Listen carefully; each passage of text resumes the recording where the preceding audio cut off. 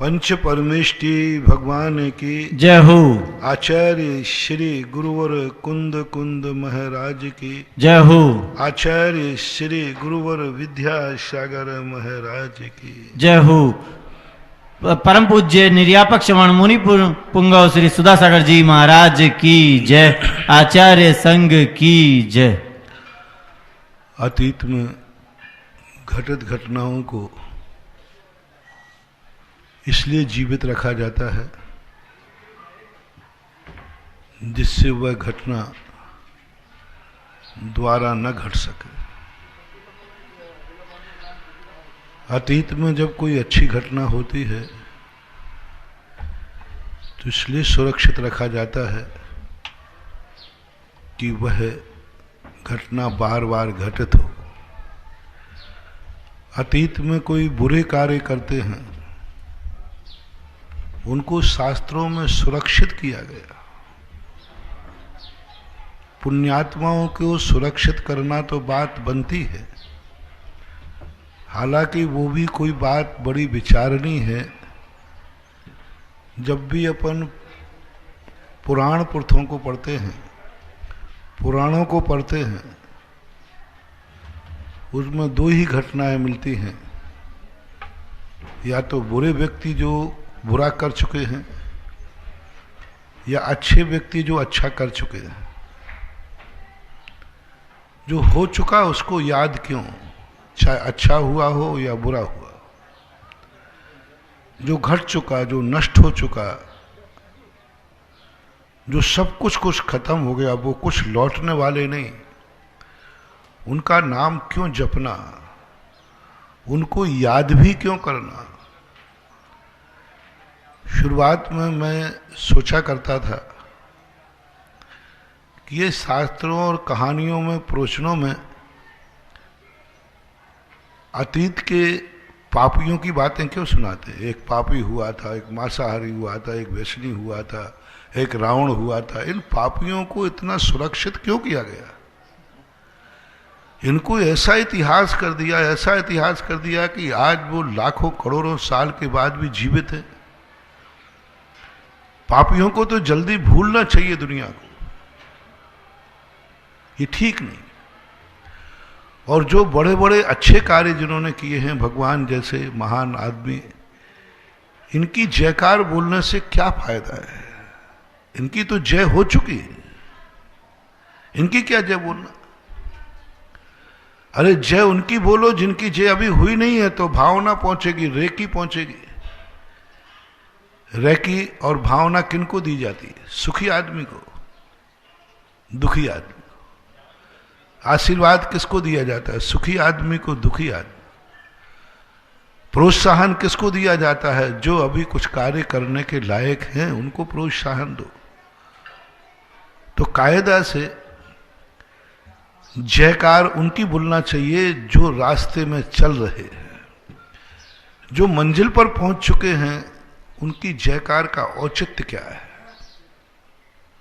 जिनकी जय हो चुकी, उनको अपन कहते हैं ये जयवंत हो। वे तो जयवंत हो चुके। उनको अपन मंगलमय हो, मंगल हो, ये सब चीजें क्यों? आज का सुधारवादी, आज का जो सुधारवादी है,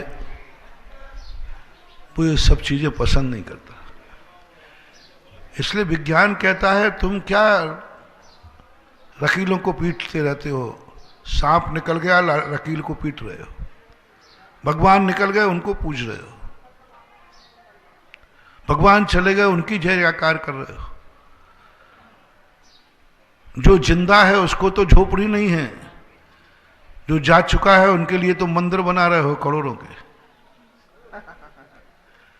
जिनको झोपड़ी की जरूरत है उनके पास झोपड़ी नहीं हो, जिनको मंदिर की भी जरूरत नहीं है। भगवान का क्या बिगड़ेगा? कौन क्या बिगाड़ लेगा? क्या फर्क पड़ता है भगवान को? भगवान को यदि खुले मैदान में रखो तो क्या फर्क पड़ता है? उनको धूल लगे तो क्या फर्क पड़ता है? बरसात लगे तो कोई उनको जुकाम होने वाला नहीं, उनको कोरोना होने वाला नहीं। कितनी भी गर्मी पड़े, सर्दी पड़े, भगवान को कोई फर्क पड़ने वाला नहीं। कितने भगवान जो हैं खुले आकाश में बैठे रहते हैं। बाहुबली देखो खुले आकाश में खड़े, बड़ी बड़ी मूर्तियां खुले। अच्छा ये बताओ, मंदिर में बैठे वाले बाहुबली और खुले में बैठे वाले बाहुबली में दोनों में से किसको ज्यादा कष्ट है, किसको सुख है? गोमटेश बाहुबली तो बड़े कष्टों में होंगे, क्योंकि ठंड में ठंड पड़े, गर्मी में गर्मी पड़े और बरसात में बरसात पड़े, तो बड़ा कष्ट होगा उनको। कितनी प्रतिमाएं ऐसी हैं जो खुले में हैं, उनको क्या फर्क पड़ता है? मंदिर नहीं भी बनाओ तो क्या फर्क पड़ता है? उनको फर्क पड़ता है, उनको बनाओ जो थोड़ी सी ठंड लग जाए तो निमोनिया हो जाए, थोड़ी गर्मी लग जाए तो पित्त बढ़ जाए, थोड़ी सी बरसात लग जाए तो चमड़ी गल जाए। विज्ञानवाद और धर्मवाद में सबसे बड़ा अंतर मानना चाहिए। भौतिकवादी कहता है मकान उनको बनाओ, झोपड़ी उनको बनाओ, छाया उनको दो जिनको बिना छाया के नुकसान हो सकता है, बिना छाया के लुट सकते हैं, पिट सकते हैं, मर सकते हैं, कोई उन्हें मार सकता है। उनके लिए सुरक्षित करना बात बनती है। उनके लिए सुरक्षा की क्या जरूरत? भगवानों के मंदिरों को क्या जरूरत पड़ी? भगवान के सोने के मंदिर बनाने की क्या जरूरत पड़ी? भगवान को छत्र की क्या जरूरत पड़ी? भक्तंबार पाठ में कहते छत्र में छत्रत्रयम तव विभाति शशांक कांता कस्तान वारयति संचरतो यथस्तम। नहीं, छत्रत्रयम तव विभाति शशांक कांता मुच्चई स्थितम गत भानुकर प्रतापम। बड़ी बड़ी कि वे तीनों छत्र भगवान के ऊपर लगे थे, मानो वे सूर्य के प्रताप को रोक रहे हो। भानुकर प्रतापम, सूर्य की प्रचंड गर्मी थी, मानो वे छत्र रोक रहे हैं। अरे भाई, क्या उनको पित्त बढ़ रहा है क्या? यदि किरणें पड़ भी जाती भगवान को तो भगवान 18 दोषों से रहित हैं, उनमें एक रोग भी आया है। भगवान को कोई रोग नहीं हो सकता। कितनी गर्मी पड़ जाए उनको प्यास नहीं लग सकती, भूख नहीं लग सकती, कुछ भी तो नहीं होता, पर वहीं छत्र लगेंगे। और एक बेचारा व्यक्ति जिसको उसके पास छाता भी नहीं। विज्ञान कहता है कि जिनको नुकसान हो सकता उनको छाते बांटो, और धर्मात्मा कहता है कि भगवान पे छत्र लगाओ। दोनों का पर्पस है कि वो कहते भगवान पे छत्र क्यों लगा रहे? भानुकर प्रताप मुच्चै स्थितम स्थगित भानुकर प्रताप। भगवान के ऊपर सूर्य की किरणें न पड़ जाएं। और विज्ञान भौतिकवादी कह रहा छाता बांटो, ये व्यक्ति बहुत कमजोर है, इसको कोई धूप नहीं लग जाए, नहीं तो पित्त बढ़ जाएगा। भगवान को चवर ढोलो 64 ढवर, सिंहासन दो, कोई औचित्य समझ में नहीं आया। सोने का समोषण क्या फर्क पड़ता था?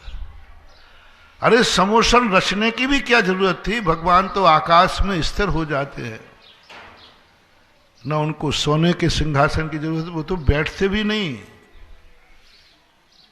गजब। जो बैठना चाह रहा है उसके पास टूटी कुर्सी नहीं है, और जो बैठता नहीं है उनको सिंहासन रत्नों का सिंहासने मणिमयूख शिखा विचित्र। क्या बात है। वो भगवान बैठते नहीं, और उनके लिए जब भगवान को सिंहासन की जरूरत पड़े और ये किसी व्यक्ति को बैठने के उसके पैर में चोट लग गई थी, गरीब था, उससे तुमने कहा कि साहब मुझे ये कुर्सी दिलवा दो, वो टूटी पड़ी है वो ले लूं? चल बाहर, तेरे लिए पड़ी है। टूटी कुर्सी पड़ी थी। और उधर जब भगवान के सिंहासन की बात आई तो सोने का बनवा दो, चांदी का बनवा दो, रत्न चढ़ा दो, क्या तमाशा है? जिन भगवान को सिंहासन की जरूरत नहीं, उनका तुम सोने का सिंहासन दे रहे हो। जिस दुखी व्यक्ति को एक टूटी कुर्सी की जरूरत है, उसे टूटी देने में भी तुम्हारा मन। विज्ञान और भौतिकवादी कहता है लंगड़े को, दुखी को कुर्सी दो। धर्मात्मा कहता है नहीं, मैं भगवान को सिंहासन दूंगा। कुर्सी 2000 की है, सिंहासन 2 लाख का है। बोले 2 लाख मंजूर है, लेकिन भगवान बैठेंगे नहीं। बोले नहीं बैठेंगे, कोई बात नहीं, भगवान के नाम का बन जाए यही बहुत है। ये तो कुर्सी पर बैठेगा, उपयोग में आएगी, काम में आएगी, वो तुम्हारा उपकार मानेगा, अवभाग्य मानेगा कि सेठ जी ने हमें कुर्सी दे दी। और जब जब बैठेगा तब तक तुम्हें दुआ देगी। भगवान का सिंहासन इतना महंगा, और वे छुएंगे नहीं तुम्हारा सिंहासन, बैठेंगे नहीं, भगवान कोई दुआ देंगे नहीं, फिर भी लोग भगवान का सिंहासन बनाने को तैयार हैं। आखिर क्यों? धर्म और विज्ञान का सोच, यही तो टकराहट हो रही है। धर्म और विज्ञान यही तो कर रहा है। विज्ञान धर्म की निंदा क्यों करता है? हर भौतिकवादी, हर सुधारवादी, हर विकासवादी धर्म की निंदा करता है। बोले क्या मचा रखा है? करोड़ों के मंदिर बना रहे, क्या मान रहा है भगवान को? मंदिरों की क्या जरूरत है? इधर देखो फुटपाथ पे कितने गरीब जिनके पास झोपड़ी नहीं है। एक मंदिर में 100 झोपड़ियां बन जाएंगी, 100 गरीबों को छाया मिल जाएगी, उनकी जिंदगी बच जाएगी, उनके बाल बच्चे बच जाएंगे। एक मकान के बिना कितने लोग हैं? एक मकान की झोपड़ियां मिल जाएंगी, शायद सलमान खान की गाड़ी से कुचलने से बच जाएंगे। भगवान का क्या बिगड़ने वाला है? उनको कौन क्या बिगाड़ेगा? लेकिन विज्ञान कहता है झोपड़ी बनाओ, धर्म कहता है नहीं। यदि हमें सबसे पहले दोनों में से एक और गरीबों की झोपड़ी बनना है, एक और भगवान का मंदिर बनना है, धर्मात्मा कहेगा मैं मंदिर बनाऊंगा। विज्ञानवादा कहता है कि नहीं, ये गलत है। जिसको जरूरत नहीं है उसी को तुम देना चाहते हो।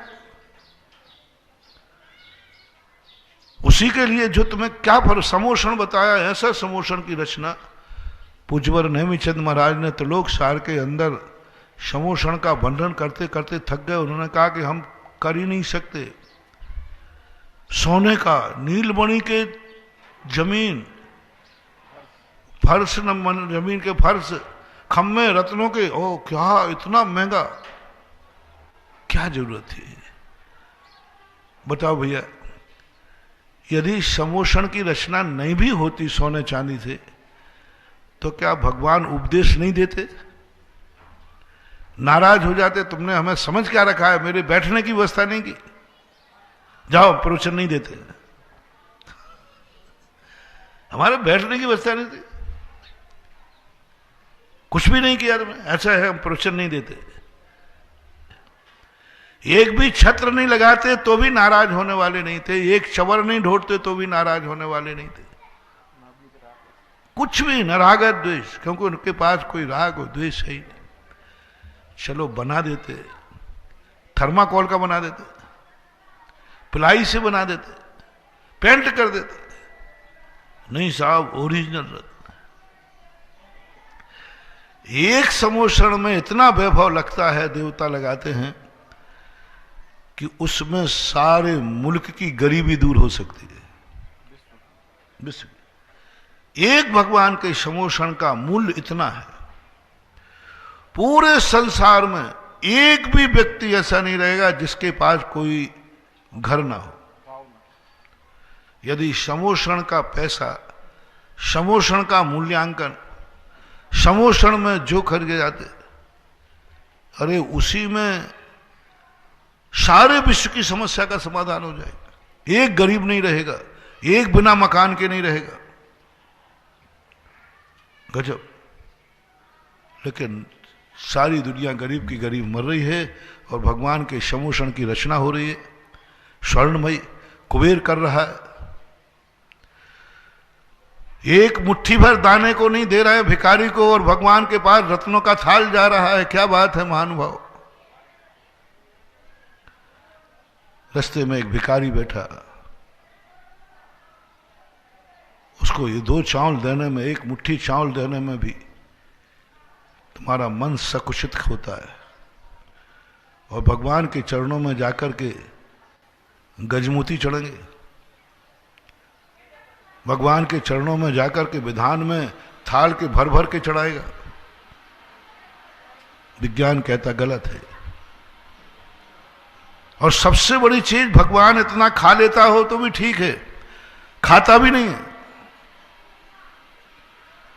जो भगवान को एक दाने की जरूरत नहीं, क्षुधा से रहित हैं, क्षुधा वेदना से रहित हैं, उनके चरणों में द्रव्य पर द्रव्य चढ़ रहे, कौंटलों से चावल चढ़ रहे।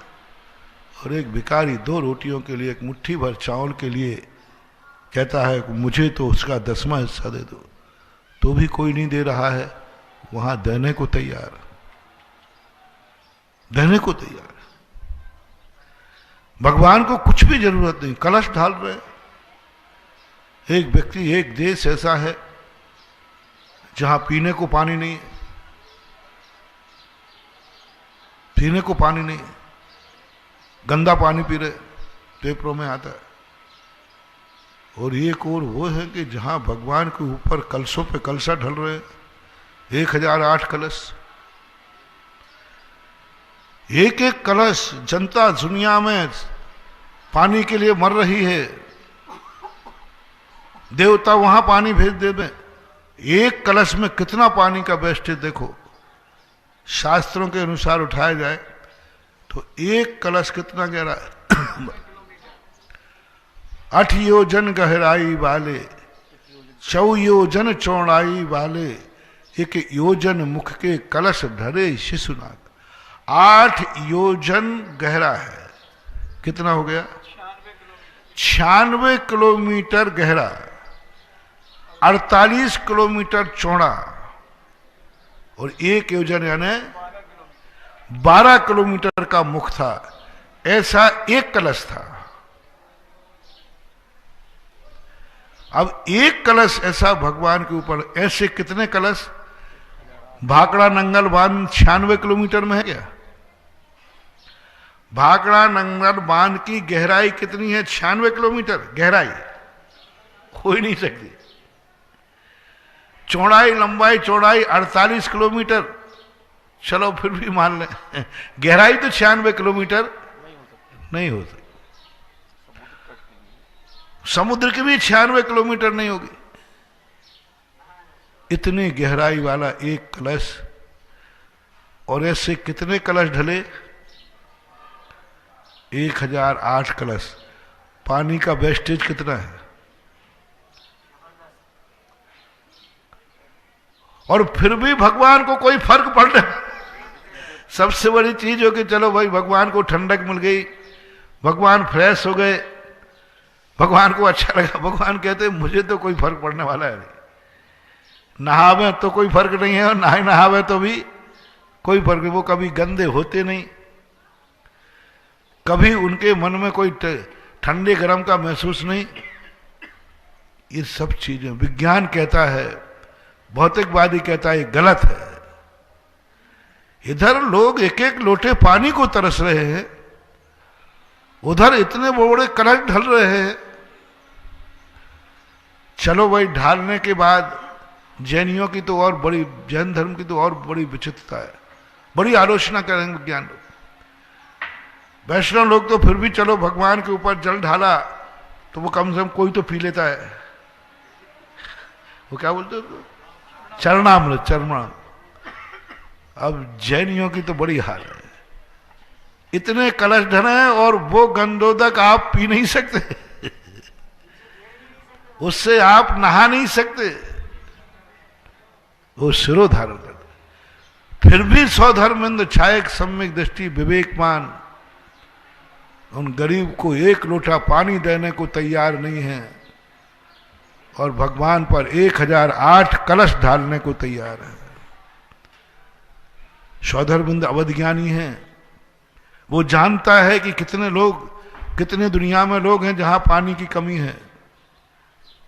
वो उनकी फिक्र किए बिना क्षीर सागर के जल ला करके उन गरीब बस्तियों में, उन सूखे मरुस्थलों में नदी बहा दे, एक लोटा लड़का दे। 96 किलोमीटर गहरा लंबा पूरा मरुभूमि, पूरा रेगिस्तान जलाजल हो जाएगा, एक लोटा उसको लौटाना है। लेकिन आज तक किसी सौधर्मेंद्र ने इधर दृष्टि नहीं की, जान रहा है। और भगवान की बारी आई तो 1008 कलश लेकर के खड़ा हो गया। ये सब क्या है? धर्म की स्थितियां जब अपन इस पर विचार करते हैं तो ऊपर से सब स्थितियां विचित्र दिखती है। चिंतन करते हैं कि उनकी जयकार क्यों बोली जा रही है।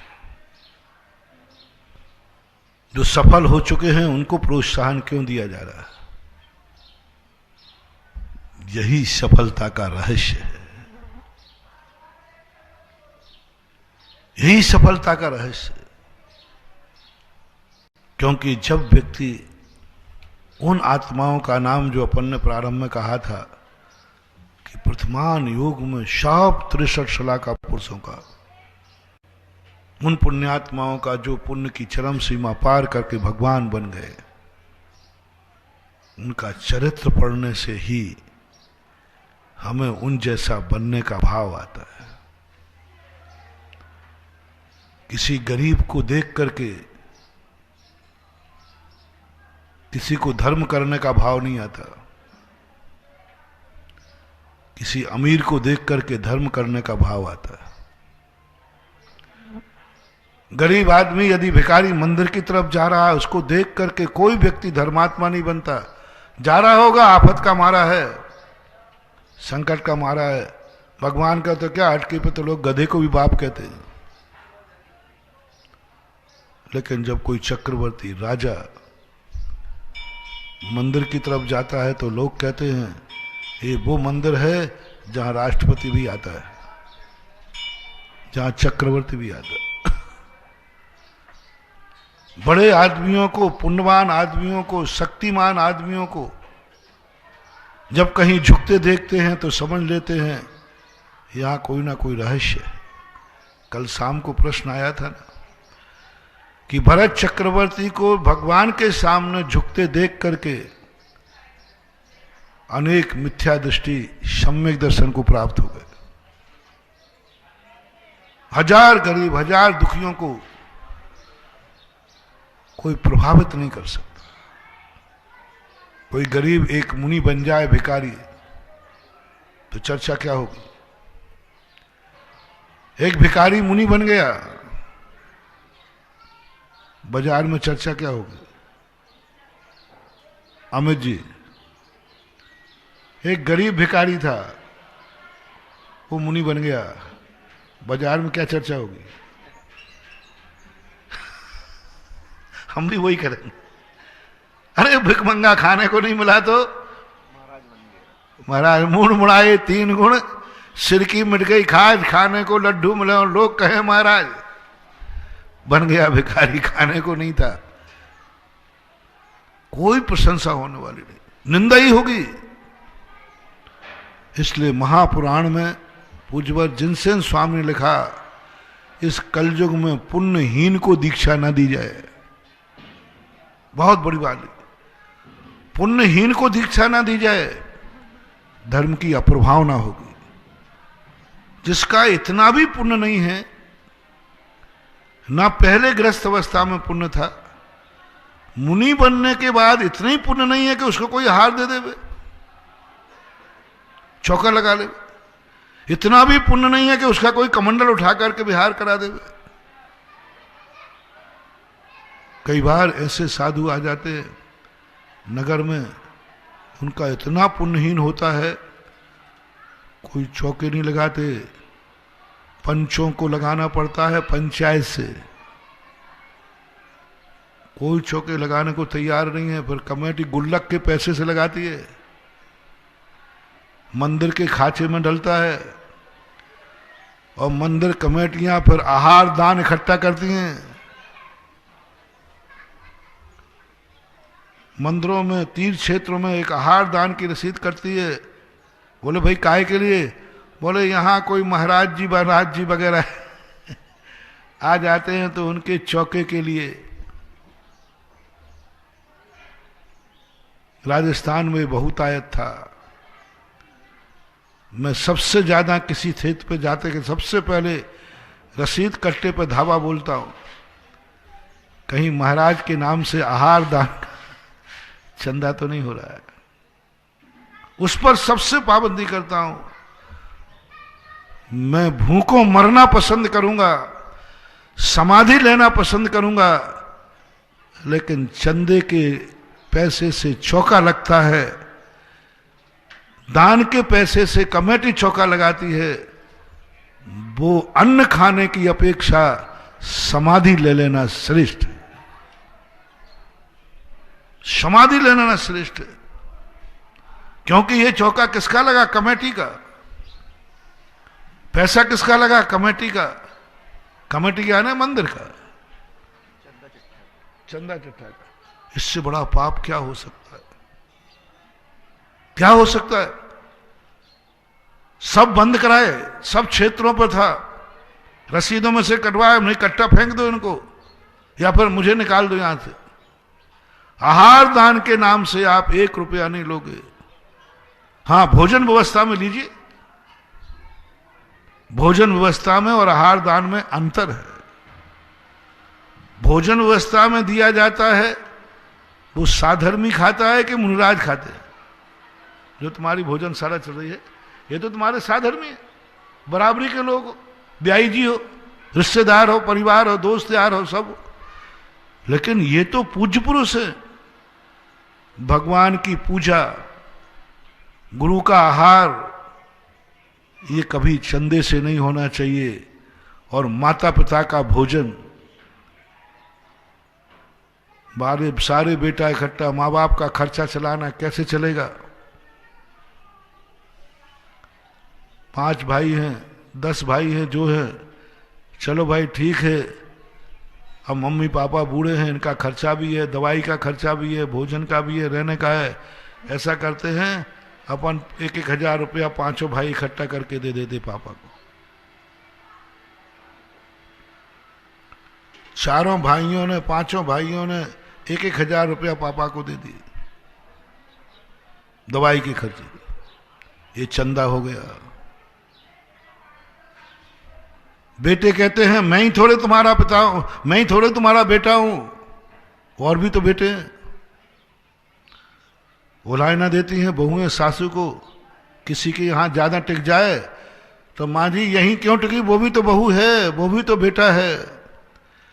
जिस समय कोई बहू और बेटा ये शब्द कह दे, महानुभाव बहुत बड़ी बात कह रहा हूं, सहन करने का प्रयास करना, कड़वा सत्य है। बेटा, माँ बाप बेटे और बहू को जिस दिन भार लगने लग जाए, जिस दिन ये लगने लग जाए कि मेरे यहां क्यों सारा खर्चा मैं ही क्यों उठाऊं, दूसरा भी भाई है, समझ लेना अब तुम्हारे बुरे दिन आना निश्चित है। अब तुम्हारा डाउनफॉल आना निश्चित है। जब तक पुण्य है कर लो, ऐसे कर्मों का उदय आएगा कि भगवान गुरु कोई भी तुझे डाउनफॉल से नहीं रोक पाएंगे। भार लगने लगा, बारी बनती है, 1 महीने हमारे यहां रहना, 1 महीने वहां रहना। कई बार तो जो जिंदगी में कभी अलग नहीं हुए, बाप किसी के यहां रहता है और मां किसी के यहां रहती है, जो जिंदगी में कभी अलग नहीं हुए, इतना प्रेम उनमें था, लेकिन बुढ़ापे में बेटों ने कहा कि नहीं, हम दोनों का खर्चा नहीं उठा पाएंगे, एक उस भाई के पास, एक इस भाई के पास। इससे बड़ा दुर्भाग्य, इससे बड़ा कलयुग महानुभाव कोई हो नहीं सकता।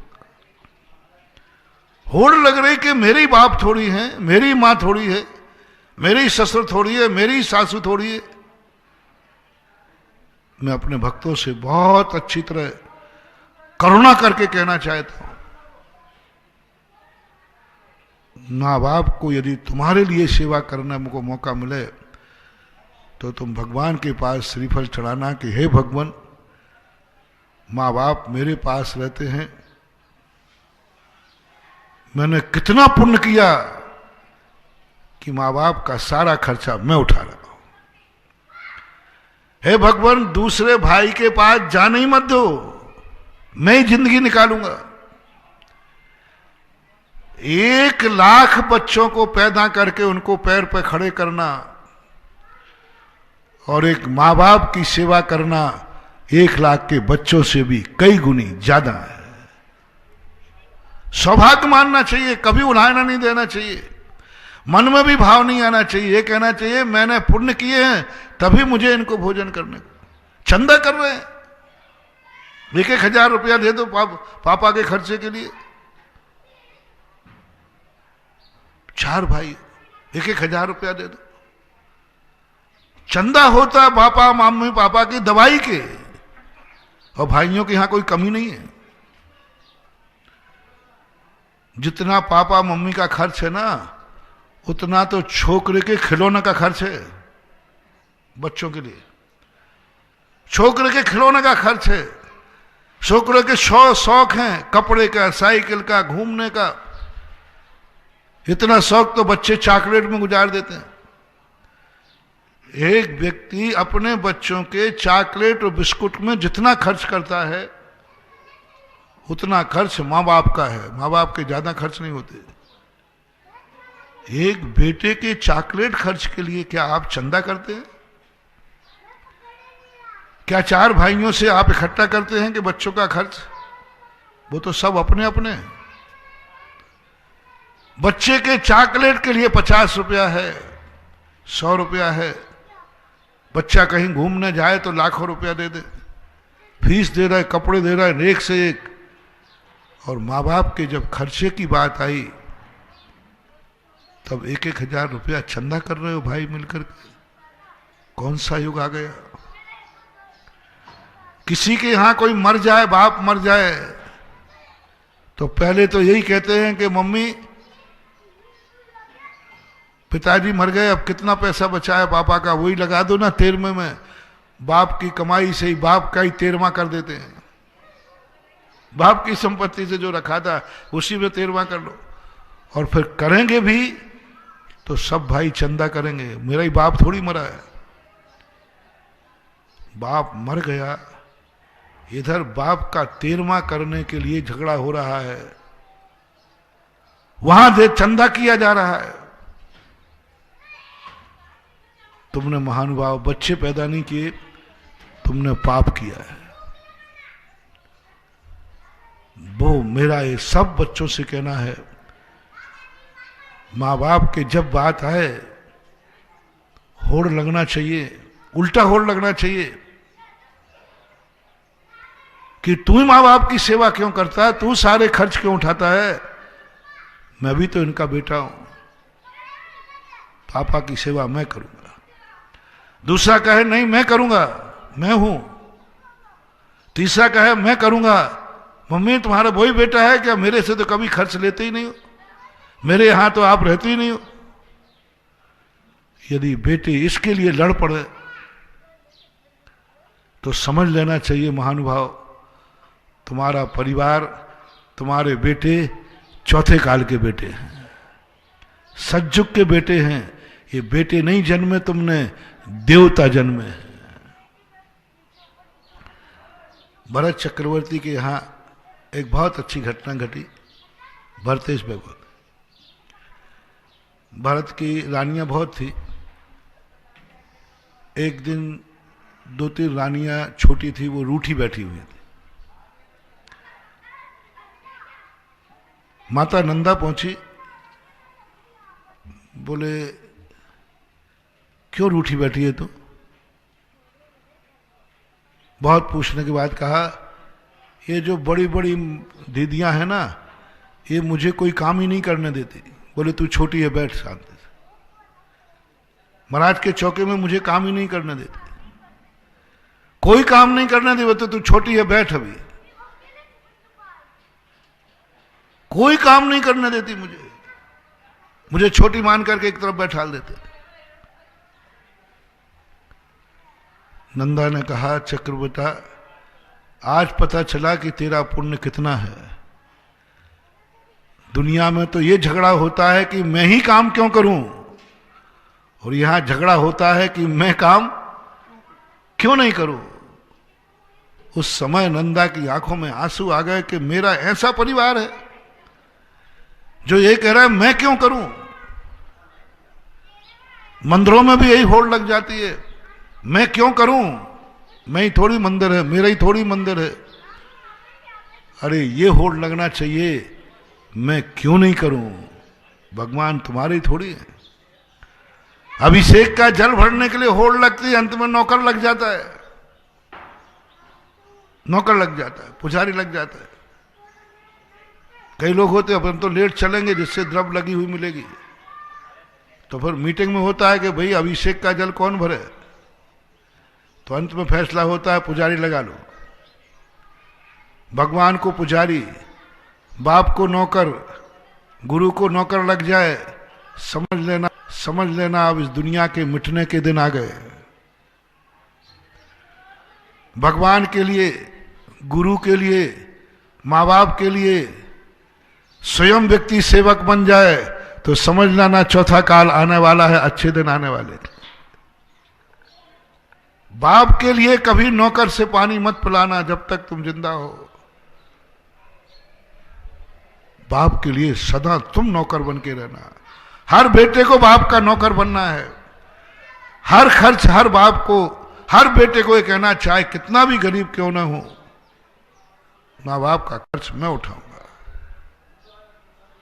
माँ बाप के खर्च के लिए चंदा नहीं होगा, भाई भाई का भी चंदा नहीं होगा, भाई भाई का भी चंदा नहीं होगा, ये भी चंदा ही है। बाप के लिए चार भाई मिलकर के चंदा कर रहे हैं खर्चा के, समझ लेना वो बाप को चुल्लू भर पानी खोज लेना चाहिए। आज मुझे जलाने के लिए चंदा कर रहे हैं, तेरमा के लिए चंदा कर रहे हैं, रोटी के लिए चंदा कर रहे हैं, मेरी दवाई के लिए चंदा कर रहे हैं। नहीं महानुभाव, बेटे से मेरा कहना है, मेरे भक्तों से मेरा कहना है, तुम्हें भीख मांगना पड़े तो मांगने निकल जाना, मजदूरी करना पड़े तो कर लेना, लेकिन मम्मी पापा के खर्च के लिए भाई से भी चंदा इकट्ठा करना भाव नहीं करना। भीख मांग लो, मजदूरी कर लो, लेकिन मां बाप के खर्चा के लिए भाई से भी चंदा नहीं करना। पड़ोसी की तो बात दूर है, भीख अपने लिए मांगना, बाप के लिए मत मांगना कि बाप की दवाई कराना है। नहीं, मैं निकम्मा हूं, मैं कर्महीन हूं, मुझे भीख चाहिए, मजदूरी चाहिए। वहां मत कहना कि बाप की दवाई के लिए मजदूरी कर रहा हूं, नहीं, मैं कर्महीन हूं, मजदूरी कर रहा हूं अपने लिए, लेकिन चंदा मत मानना, मां बाप को भार मत मानना। ये मत सोचना कि मैं ही अकेला क्यों करूं, मन में भी नहीं, अकेले में भी चर्चा नहीं। अपनी पत्नी को कह देना मैं सब कुछ सहन कर लूंगा, तुम मुझे भार मानो तो मानो, मुझे कोसना हो तो कोसो, लेकिन मेरे मां बाप को मत कोसना। मेरे मां बाप के संबंध में मत कहना कि ये मेरी छाती पर बैठे हैं। कभी ये मत कहना कि तुम्हारे मां बाप ये दूसरे भाई के पास क्यों नहीं जाते हैं, वो भाई तो इनको कुछ नहीं करता है। मत बोलना महानुभाव, मत बोलना। बहुत बड़ा रहस्य खोल रहा हूं तुम्हारे सामने। तुम्हें डर लगता है कहीं मैं अनाथ ना हो जाऊं, कहीं मैं बेसहारा नहीं हो जाऊं।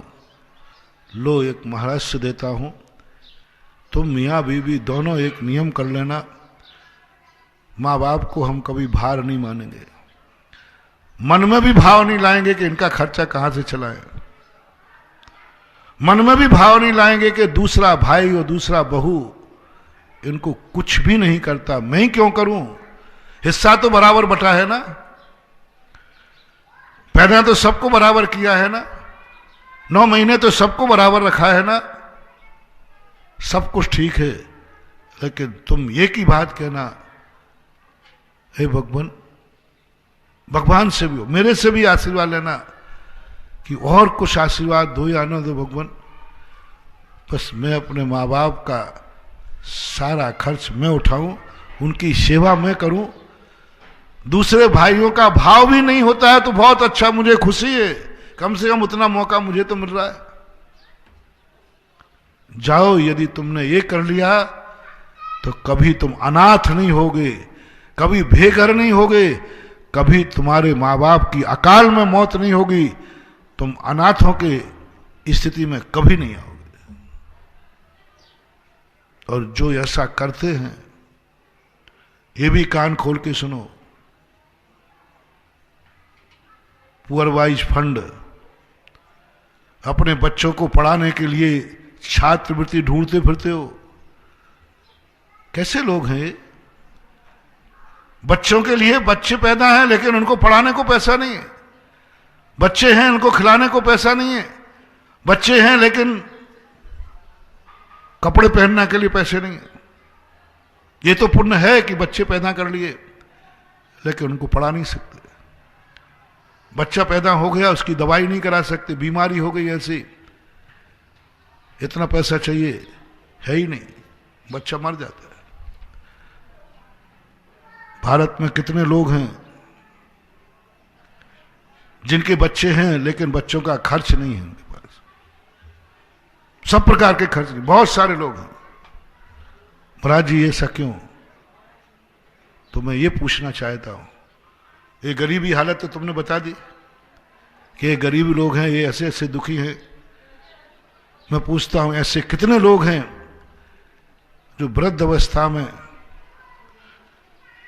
अपने माँ बाप के लिए भाई मिलकर के चंदा इकट्ठा करते हैं? इनकी संख्या कितनी है? झूठ मत बोलना। आपके 4 बाप माँ बाप के घर में 4 भाई हैं और पिताजी का खर्चा है, तो चारों भाइयों की आवाज क्या निकल रही? सब थोड़ा थोड़ा इकट्ठा कर लो, चंदा करते हैं बाप की दवाई के लिए, बाप के खर्च के लिए, बाप के 13वें के लिए। ऐसे कितने घर हैं? ऐसे कितने परिवार हैं भारत में जो वृद्ध अवस्था में अनेक बेटे होने पर उनके खर्च के लिए सब भाई मिलके चंदा करते हैं, उनके भोजन की व्यवस्था, उनके कपड़ों की व्यवस्था सब मिलके करना पड़ती है। ऐसे परिवार कितने हैं? प्रकाश, बस आप हिसाब निकाल लेना, जितने ऐसे परिवार निकलेंगे उतने ही ऐसे परिवार निकलेंगे जिनके बेटे तो हैं लेकिन उनका खर्चा का पैसा उनके पास नहीं है। ये वही पाप कर्म का उदय, वही पाप फल रहा है। तुमने बाप के लिए चंदा किया था, तुमने बाप के लिए दवाई के लिए चंदा किया था, अब तुम बेटे के लिए दवाई के लिए चंदा करो। तुमने बाप के लिए कपड़ों के लिए, भोजन के लिए, आज तुम अपने बेटों के लिए खाने को नहीं है, जाओ भीख मांग के लाओ बच्चों को। ये सारा का सारा टिट फॉर टैट, ये बीज है। मैं माँ बाप की सेवा नहीं करा रहा हूं, मैं तुम्हें वो बाप बनाना चाह रहा हूं कि बच्चे भी तुम्हारे हों और बच्चे के खर्च करने लायक भी तुम्हारी मुट्ठी में 2 पैसा हो। बच्चा तुम्हारी कमाई से पढ़े, बच्चा तुम्हारी कमाई से खावे, बच्चा पापा की छाया में रहे, किसी दूसरे की तरफ, छात्रवृत्ति की तरफ न देखना पड़े। बाप बेटे के लिए छात्रवृत्ति के लिए देख रहा है, मेरे पास बहुत सारे ऐसे लोग आते, बेटे को पढ़ाना, मैंने कहा बेटा तुम्हारा है, महाराज जी क्या करूं? तो मैंने शास्त्रों में खोजा कि ऐसा इनने क्या पाप किया, तो इन्होंने पूर्व भाव में अपने बाप के लिए चंदा किया था, भाइयों ने बैठकर, और ये भाव किया था मेरे ही बाप थोड़ी है, वो अशुभ कर्म है। आज तुम बाप बने हो, बेटे के साथ तुम्हें चंदा करना पड़ रहा है। इसलिए कम से कम अपने बेटों का अच्छा बाप बनना चाहते हो तो अपने बाप का अच्छा बेटा बनो। अपने, रिपीट करता हूं, अपने बेटों के अच्छे बाप बनना चाहते हो, अपने बेटों के लिए समर्थ बनना चाहते हो, अपने बेटों के लिए हमेशा उनके खर्चों को, उनकी व्यवस्थाओं को पालना चाहते हो, तो आज से नियम ले लो, मैं अपने बाप का अच्छा बेटा बनूंगा, मैं अपने बाप के लिए चंदा नहीं करूंगा, मैं अपने बाप के लिए कभी भार नहीं मानूंगा, मैं अपने बाप के लिए कभी भी ये नहीं कहूंगा कि तुम्हारा, मेरे ही बाप थोड़ी है, तुम्हारा भी तो है, ये बात नहीं करूंगा, बल्कि ये मानूंगा कि पिताजी आपके बेटे भली 4 हों, लेकिन मेरा बाप तो एक ही है। महाराज सब भगवान के नाम कर देंगे तो मेरा परिवार का क्या होगा? चिंता मत करो, भगवान कुछ नहीं लेगा, वो तुम्हारी भावना देख रहा है, तुम्हारी भावना देख रहा है, उस भावना के बदले ऐसा तुम्हारे लिए लौटाएगा कि तुम माटी को छुएगो और सोना हो जाएगा। एक बार जियो तो सही भगवान के लिए। मैंने एक दिन कहा था, भगवान मेरे लिए नहीं, मैं भगवान के लिए, माता पिता मेरे लिए नहीं, मैं माता पिता के लिए, गुरु मेरे लिए नहीं, मैं गुरु के लिए। हनुमान का उदाहरण दिया था, याद होगा। हनुमान जी ने एक ही संकल्प किया, भगवान राम मेरे लिए नहीं, मैं भगवान के लिए, मेरा सब कुछ भगवान के लिए, भगवान मेरे लिए नहीं। और आप लोग क्या कहते हो? भगवान मेरे लिए, माँ बाप मेरे लिए, जितने बड़े हैं सब तुमने नौकर बना रखा है, ये सब मेरे काम आए। नहीं, अपन भगवान के भक्त हैं, अपन को भावना भाना है, हे भगवान मेरे पास जो कुछ है सब कुछ तेरे काम आवे, तेरे लिए आवे। कह दो माँ बाप के लिए, जो मैं कमाता हूं सब आपके लिए कमाता हूं। आप मंदिर क्यों नहीं बना रहे हो? पापा बेटा आजकल मैंने कमाना कर दिया, बंद कर दिया। तो पापा मैं क्या कोई पराया हूं? मैं काहे के लिए कमा रहा हूं? आपके लिए कमा रहा हूं, और आप कमाइए मंदिर के लिए। मैं आपको कमा रहा हूं और आप जाइए चौलेश्वर में आशीर्वाद लीजिए। इतना सा सोच तुम्हारा आ जाए बंधु, दोनों हाथ में लड्डू हो जाएं। समय आपका हो रहा है, बस एक ही बात को आज सोचे। आप दुकान शुरू करते हैं, उसमें संसार की मांगे करते हैं, करें, मुझे उससे कोई ऐतराज नहीं है, हालांकि नहीं करना चाहिए। तुम्हें हमेशा एक ही करना है कि हम जो कमाए वो पूज्य पुरुषों के काम आवे। लेकिन फिर भी एक बात अंत में कहकर के खत्म करता हूं, आप करते हैं, धंधा करते, फैक्ट्री का, सब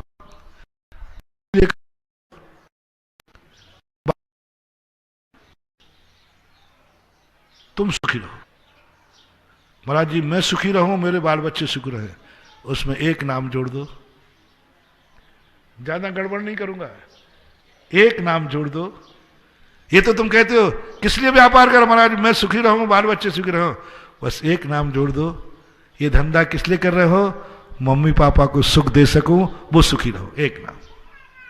तुम अपना नाम जोड़ रहे हो, बच्चों का तो तुम जोड़ रहे हो, एक मेरी तरफ से जोड़ दो। ये सब कुछ किस लिए कर रहे हो? माँ बाप सुखी रहे, माँ बाप के लिए कर रहा हो, इनको कुछ दे सकूं सुख, इन्होंने हमें सुख दिया। एक, हम भी तुम्हारे कोई हैं कि नहीं? बोल दो, नहीं हो तो कोई बात नहीं, हम जबरदस्ती संबंध नहीं जोड़ते। पारसनाथ बाबा तुम्हारा कोई है कि नहीं? नहीं हो तो कह दो महाराज हमारा से कोई संबंध है। तो आप जब भी धंधा करो, आप धंधा करते समय भावना भाते हैं कि हमारा एक मकान हो जाए, हमारे एक घोड़ा गाड़ी हो जाए, हमारे बच्चों का ठाठ से अच्छे से शादी ब्याह हो जाए, ये 3-4 तमन्नाएं होती। वे मांगे आप सब करते हैं, रखते हैं, बस जब भी कोई नागल करे, जब भी कोई किसी कार्य को व्यापार करे, जब भी कोई नौकरी की शुरुआत करे, बस एक बात मेरे तरफ से जोड़ देना, तुम्हारा जोड़ना, मेरा मकान हो जाए, मैं उसको कटाऊंगा नहीं, कटाना मेरा स्वभाव भी नहीं, एक नाम मेरे से जुड़ जाओ कि हे भगवान धंधा कर रहा हूं, इसमें मेरा एक मकान बन जाए, क्योंकि मेरे पास मकान नहीं है। सबसे नीचे लिख देना भगवान इस धंधे से इतनी इनकम हो जाए कि कभी मैं तेरा मंदिर भी बना सकूं। एक जबरदस्ती नहीं ले रहा हूं, भाव नहीं कह रहा हूं, बनाया नहीं है मंदिर, भावना में कौन सा पैसा लग रहा भैया? अरे मकान बनने के बाद बना देना, और क्या। लेकिन खोलते समय संकल्प करना है, भगवान इस धंधे को मैं शुरू कर रहा हूं, इसमें इतनी बचत हो जाए कि दूसरों के किराए के मकान पर रह रह के थक गया हूं, इसलिए घर का मकान चाहिए। दूसरे के बने मंदिरों में पूजा करके थक गया हूं, इसलिए खुद का मंदिर बना करके मरूं, यह मेरी कामना है। बात खत्म। जैसे हर व्यक्ति करता है कि हम किराए के मकान में रह के थक गए, घर का मकान हो। ऐसा कभी मंदिर में जाके गाया मन में कि किसी ने मूर्ति बैठा ली होगी, किसी ने मंदिर बनाया होगा, हे भगवान कभी ऐसा जिंदगी में आएगा? हर तुम लोग कहते जब हमारे खुद का घर का मकान हो, कभी जिंदगी में ऐसा आएगा कि हमारा खुद का भगवान, खुद का मंदिर बनाऊं और खुद में जाकर के अर्घ्य चढ़ाऊं? वो दिन कब आएगा? हे भगवान इस धंधे में इतनी प्रॉफिट हो जाए। हर व्यक्ति अपना खुद का मकान चाहता है, कामना करता है। हर व्यक्ति को एक नाम जोड़ना है कि मैं भी कभी भगवान का मंदिर बना सकूं, इसमें इतनी इनकम हो जाए। कभी सोचना कि भगवान मैं कभी अपने गुरु के लिए एक संतशाला किसी क्षेत्र में बना सकूं जहां मेरा गुरु रहेगा। इसलिए कुछ भगवान के लिए करो, कुछ गुरु के लिए करो, कुछ माँ बाप के लिए करो। मेरी भावना तो ये है सब कुछ इन्हीं के लिए करो। क्या कहा मैंने? क्या कहा?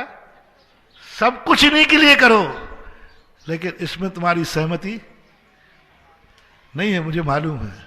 चलो थोड़ा सा सुधार करते हैं, कुछ इनके लिए भी करो।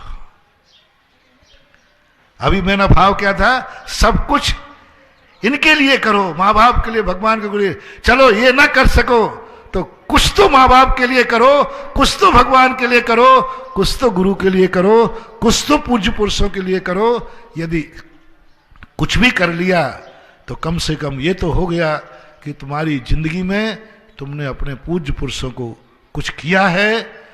बड़ों को कुछ करके जाओगे तो दुनिया में नाम होगा, और छोटों के लिए करके जाओगे तो संसार चल रहा है, चलता रहेगा। महावीर भगवान की